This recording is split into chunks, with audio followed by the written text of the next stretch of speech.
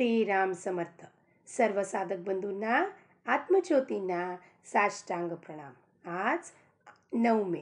श्री महाराजांचं प्रवचन, शुद्ध वातावरण व पवित्र आचरण. श्री महाराज सांगतात, आपलं आचरण शुद्ध आणि पवित्र पाहिजे, जेणेकारण घरातलं वातावरण शुद्ध होईल, आपलं परिसर शुद्ध होईल, अवतीभोवती सगळं शुद्ध होत जाईल. त्याच्यासाठी नामस्मरण करावे आणि जीवनात सहजतेने राहावे. सहजता म्हणजे सिम्प्लिसिटी. सहजतेने जो माणूस राहतो त्याला हमखास समाधान प्राप्त होतो, कारण कुठलाही ढोंगीबाजी नाही आहे, मनात एक आणि बाह्यात एक वर्तन नाही आहे, जे आहे ते उघडं आहे सगळं. अशी जेव्हा वृत्ती असते आपली सहजतेची, तिथे समाधान हमखास असतोच. काय म्हणतात श्री महाराज? आपल्या घरातले वातावरण शुद्ध, शांत आणि पवित्र असावे. आपल्याकडे येणाऱ्या माणसाला परत जाऊच नये असे वाटावे. अगदी भगवंताच्या इच्छेने प्रपंच चालला आहे असे समजून त्या प्रपंचात विद्या, वैभव, घरदार इत्यादी सर्व काही यश संपादन करा. अगदी एखाद्या राजयोग्याप्रमाणे प्रपंचात ऐश आरामात राहून गाद्या गिरद्यांवर लोळा, पण ते करीत असताना तुमचे अंतःकरण मात्र भगवंताच्या प्रेमाने ओथंबलेले राहू द्या. कुणाशीही वाद घालीत बसू नका. जगात मान फार घातक आहे. त्याची चटक लागली की मनुष्य त्याच्या मागे लागतो. नंतर मान मिळवण्याची कृती थांबते आणि मानही नाहीसा होतो. जगातले अजिंक्य पुरुष सुद्धा कुठेतरी विषयात गुंतलेले असतात. तिथे त्यांचा घात होतो.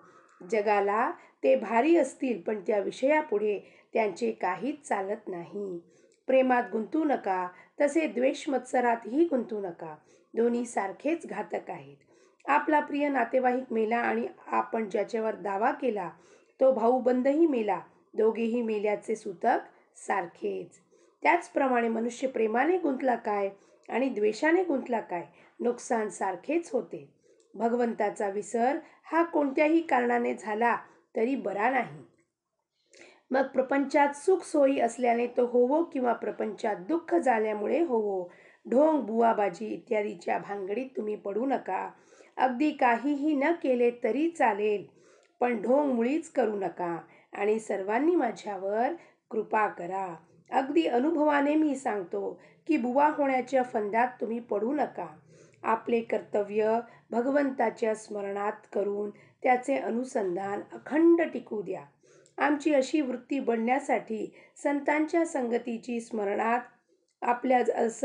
संगतीची आपल्याला जरुरी आहे.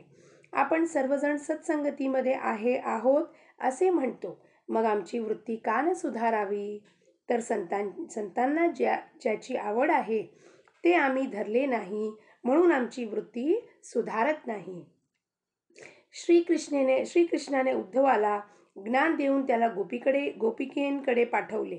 भगवंताच्या नामामध्ये त्या रंगून गेल्या होत्या. गोपींचे नामावरचे प्रेम पाहून उद्धवाला आश्चर्य वाटले.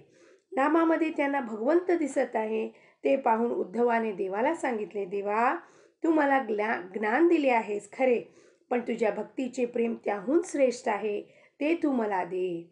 खरोखर त्या नामाचे महात्म्य देवाच्या वर्णनापेक्षाही कठीण आहे. तुम्ही सर्वजण इथे आला आहात. इथून रामाजवळ काही मागून न्यायचेच असेल तर त्या नामाचे प्रेम तुम्ही सर्वांनी मागा.